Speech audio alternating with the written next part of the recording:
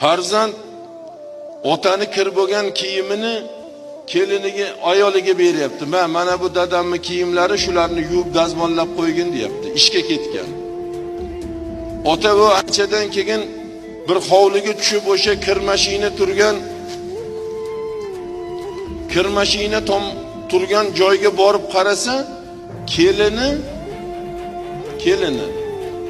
otani, qaynotani kiyimidan hazar qilib haligi otash kurayni ushlab kir mashinaga solayotganimiz. Qo'lidan hazar qilib otash kurayda qaynota ko'rib qolgan buni. Qaynota o'sha kuni yo'qolib qolgan. Yo'q, hech qayerda. Unga telefon qilyapti, bunga telefon qilyapti, ota yo'q.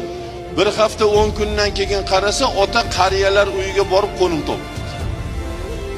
Nima qilgan bo'lardingiz? Keliniz sizdan hazar qilib kiyimizni otash kurayda kir mashinaga solyapti. Unga chidash mumkin. Mayli o'g'limning oilasi buzilmasin, bolalari tirik yetim bo'lmasin deb yutib ketishlik mumkin.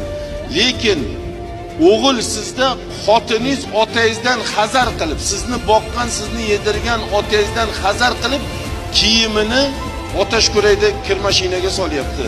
Shunda ham sensiz menga dunyo qorong'i, men seni sevaman deb yurasizmi? Shuni xotin qilib yurasizmi? Otangizdan hazar qilgan xotinni hech kim xotin qilmaydi buni. Aqli bor inson bunaqa xotinni xotin qilmaydi.